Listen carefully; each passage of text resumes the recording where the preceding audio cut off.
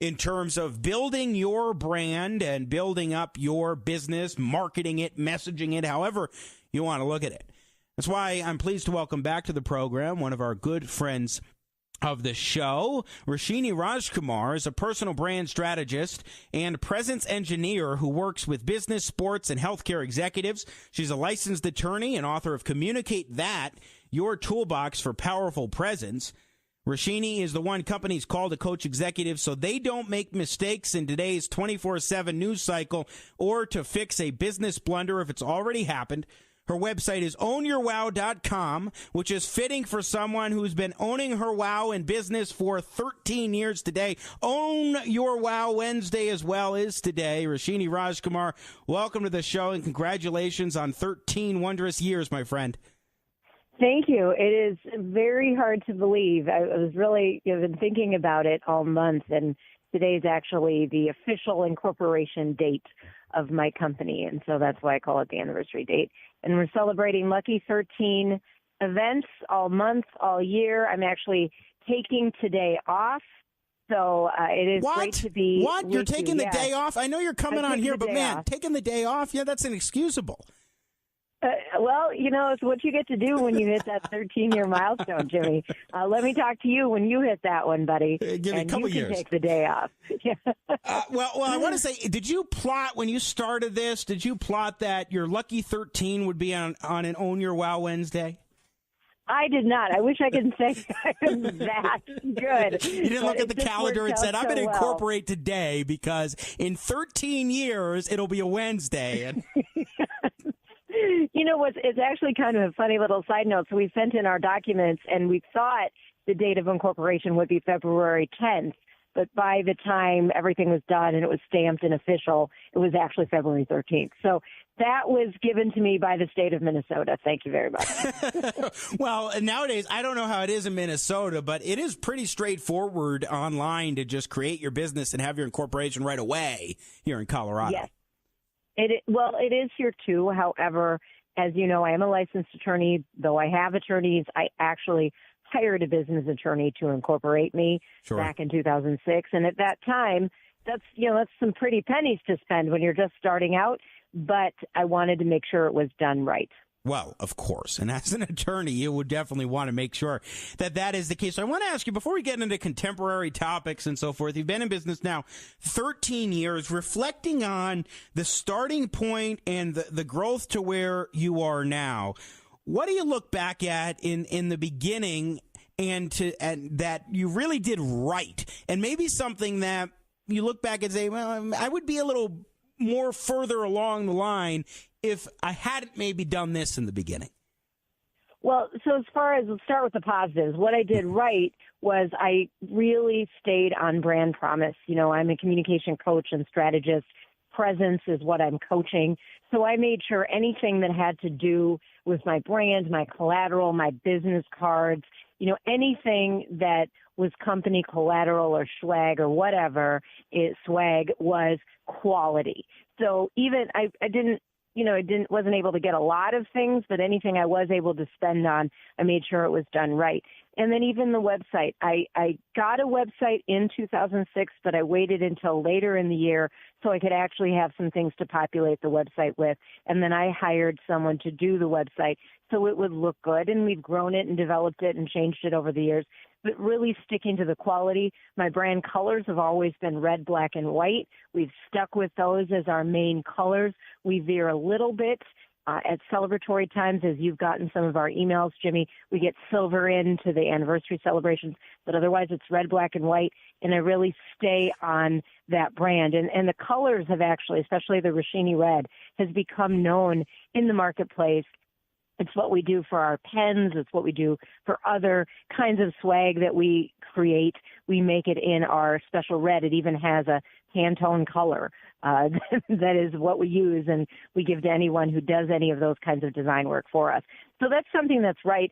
Something that I wish that I had known more, because I came out of being a television news reporter, was you have to save a lot of money if you're going to start a business.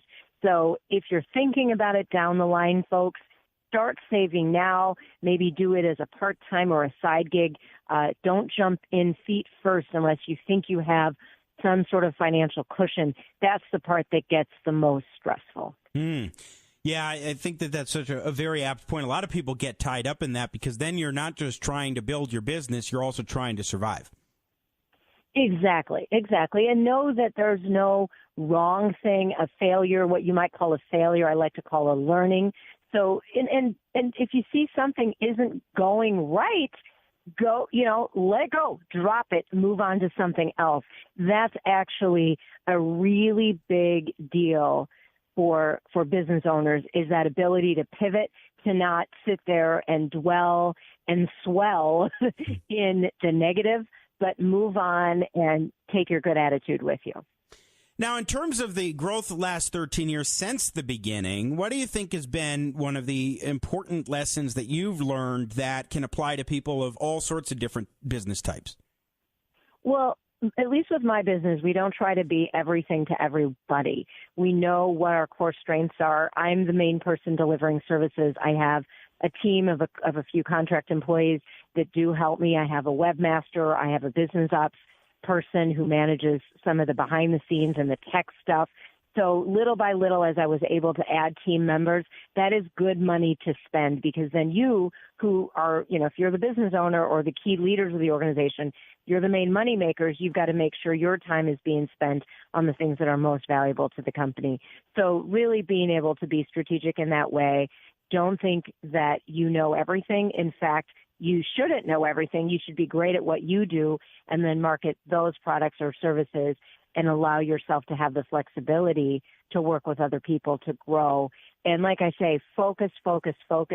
That's what served us well. And then as the company grew and we had more money in the bank, I was actually able to say no to certain kind of business that I maybe needed to do in the beginning just to get off the ground, and then really focusing in on that target market. And that's where we're at now, and that's where we've been the last few years, which is really terrific. But you're always learning. You always have to keep up on your industry, on your clients' industries, so you're not caught off guard as to what their needs are.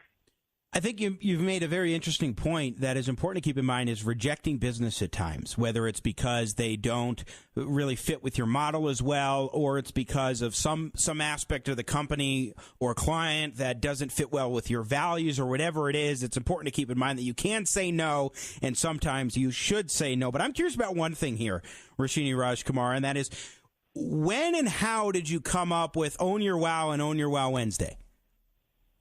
Well, Own Your Wow is probably about 5 or 6 years old now. I've been saying it for a long time. I've been talking about the wow for a long time, but actually turning it into trademarked lines and products and programs has been roughly 6 years. I did a TED Talk on Own Your Wow in 2014, and really it got a lot of momentum after that. I do talks around the country, the Own Your Wow keynotes and other kinds of interactive talks. And, because what I do as a presence engineer and coaching people on their delivery and their communication, their strategy with communication, it really is about identifying your differentiator, understanding it fully and how to market it, really being a master in your space, and then owning that, being proud of the expertise you bring to the marketplace, that you bring to your clients, owning it, being proud of it. It doesn't mean you're arrogant, but you really own it. And so early on, Jimmy, within the first year or two, my vision was to be the name in presence online. And it's interesting because even that term presence engineer, I didn't come up with until about 2009. But the first several years of my business, people were saying, Roshini, go to Roshini for leadership presence, for executive presence, for powerful presence. It was always something and then presence. And that's how eventually this presence engineer term came up, because it is so important. It really doesn't matter what you know if you don't know how to communicate it. And so much of that starts with your own individual presence. So wow is a term you use then to define your differentiator, the thing that you bring that special into the equation. Exactly. And a lot of times, because I work with strategic leaders, so they're not new to the rodeo, they or their companies are looking to push them to the next level. So they may already be pretty great in what they do. So I'm pushing them to the wow. So that next level, the wow, wherever you start, the next level, visioning the wow, moving to it, understanding once you get to it, there's a bigger wow to be had after that. And also to keep with that theme of staying on brand, Jimmy, we do our wow in all caps with an exclamation point. That is how we spell it, no matter what.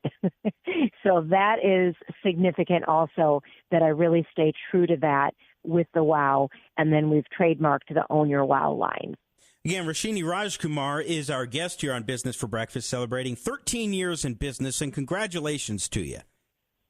Thank you. It truly is a lucky 13, and you've been a part of our 13 years too, many years as I've been honored to be a regular guest on your show, Jimmy. So thanks so much for that. Going back to the Jimmy Sengenberger show on Saturday nights, of course, still going. Back in 2014 was the first time we had you on the program. So a good while back. Gotta love it. Hey, so I want to talk about some contemporary topics, and one of them that I really wanted to get your thoughts on, and then we'll jump to a couple of politicians who have been making headlines in the last week in your home state of Minnesota, and that is Jeff Bezos and this whole situation where apparently he had some inappropriate pictures, shall we say, that were exchanged between him and his girlfriend now, Lauren Sanchez is her name, I think, right?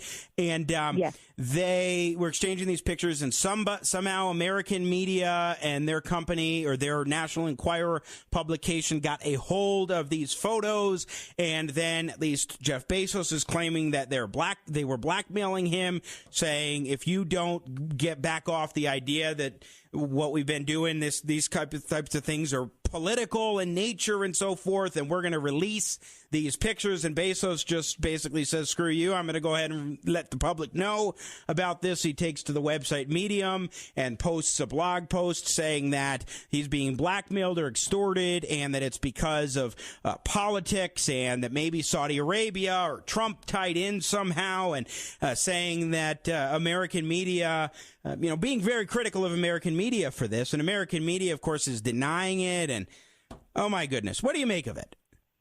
Well, first of all, let me give Jeff Bezos a 10 out of 10 for the art of deflection. Yes. Whether he did this and strategized this himself, or he has some kind of executive coach that helped him do this. I mean, the guy was cheating on his wife. Okay. Right. He was cheating on his wife, and let's call it text to text. He was sexting with Lauren Sanchez. Right. That's what those pictures are. And he somehow managed to turn it into, oh, National Enquirer, you've done me wrong. So that is quite amazing, Jimmy. My ethics would prevent me from advising an executive to do exactly what Jeff Bezos has done. But let's just kind of use that as a test or a case study in amazing manipulation. But let's break it down. I think he needs to be quiet, because I think the longer this stays in the headline, the worse this is for the company, the board, the shareholders. Everyone's going to get into this. And let's go to Mrs. Bezos, who's in, the middle of divorce negotiations right now. She could get half of the Bezos fortune, and I would say she'd want to keep it intact too. So this is an interesting one. It's very salacious, but if the National Enquirer and, its parent company, if it did nothing wrong, it should be vindicated when everything comes out, right? If they were just asking for confirmation of pictures, or if there were, I really would like to see some of the other emails surrounding this case, but I will give Jeff Bezos credit for taking our eyes off the bad behavior that seems to have contributed to the destruction of his marriage. And, which no one seems to be pointing fingers at him about that. Right. And I'm not crying for him. He's never going to not eat, and we have a lot of business owners who listen to your show who are, wondering where that next piece of revenue is coming from. We are not crying for Jeff Bezos. But this is very interesting. As a lawyer, I'm very curious as to how this is going to go through kind of the court, that process. It's been very interesting, because the past a couple of weeks ago when we had you last on this program, Roshini Rajkumar, we talked about billionaires and the wealthier people, and trying to not be caught on audio unexpectedly or candid camera or those kinds of things. They're not as approachable at conferences because they're higher profile, and they're maybe chairman of the board and or CEO. They might be billionaires, what have you. A lot of people counting on what they're saying and doing. And then here you go. You have Jeff Bezos. Within a couple weeks later, it's discovered that he totally went against that basic concept and principle as the richest man in the world. And here we are today with this this discussion. And yeah, it's kind of taken the public's eye off the ball. Well, Jimmy, two things. Like, here's the thing. First of all, this is a rule that everyone should follow. If it has a digital footprint, it will never be secure. So before you're whipping things out and taking pictures of them, and did you not learn from Anthony Weiner, Jeff Bezos, it's not a good idea. It is not a good idea. And for someone like that, it is so reckless.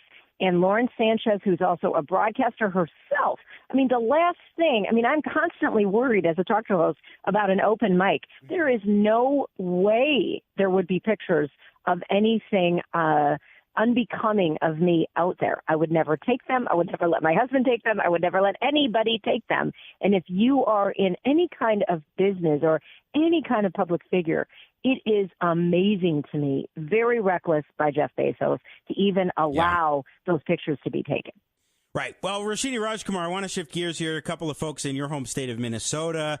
There are about 1,372, I think now the number is, candidates on the Democratic side, either running for president or thinking about I did not know there were that running many. for president. And that includes about half the Democrats in the United States Senate. Actually, I think that one's going to turn out more literal than figurative when all is said and done. And one of those senators just over the weekend who announced is Amy Klobuchar of Minnesota. And there's been controversy over the last week in terms of a lot more discussion about her supposedly or reportedly mistreating her staff, having high turnover as a result, different emails kind of leaking out. She did an interview the other day where she said she's just tough with her staff and has high expectations for herself and her staff.